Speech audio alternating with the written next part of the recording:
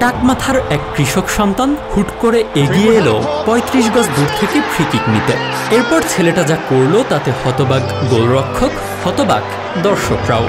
সে যা করলো সেটা সবার আগে উদ্ভাবন করেছিলেন পদার্থবিজ্ঞানের সম্রাট যাকে বলা চলে, সেই স্যার আইজ্যাক নিউটন। নিউটন নিজেও হয়তো জানতেন না তার ৩৫০ বছর পর কেউ সাও পাওলো কিংবা ইউরোপের সবুজ মাঠগুলোতে তার এই আবিষ্কারকে ফুটিয়ে তুলবে চামড়ার গোলকে, আর বিশ্ব ফুটবল তাকে চিনবে দ্য বুলেট ম্যান হিসেবে।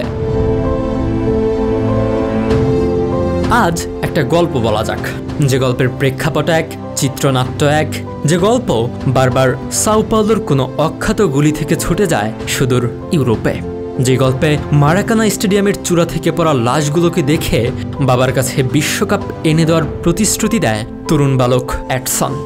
আবার সেই গল্পে বাবার লাইব্রেরিতে পড়াশোনা করে ফুটবলের সাথে শ্রমিক বিপ্লবকে একাত্ম করে ফেলে এক ডাক্তার। আবার কখনো অসমান দুই পানীয় কর্নার থেকে সরাসরি গোল করে শ্রেষ্ঠ শিল্পী হয়ে ওঠে তরুণ ফ্রান্সিসকো। এভাবেই এগোয় গল্পগুলো।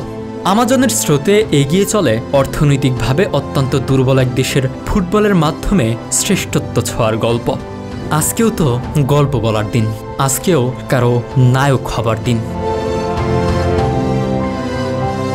সেই গল্পে এক গরিব কৃষক তার ছেলে আর স্ত্রীকে নিয়ে খেতে অকথ্য পরিশ্রম করে বাড়ি ফিরেছিল।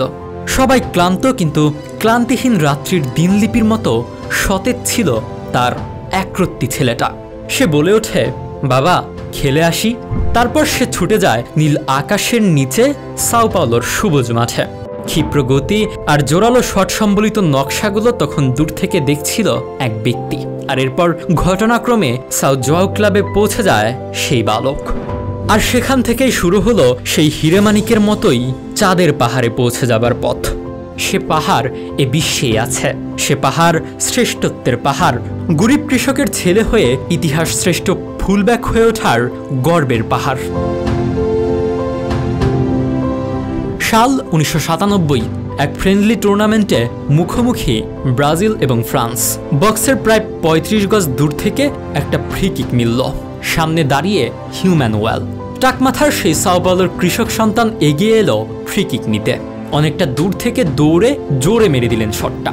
আসলে মেরেছিলেন বলটার ডান দিকের নিচ কোণা করে, এমনভাবে মারলেন যাতে বলটা নিজের অক্ষের চারপাশে ডান থেকে বামে ঘোরে।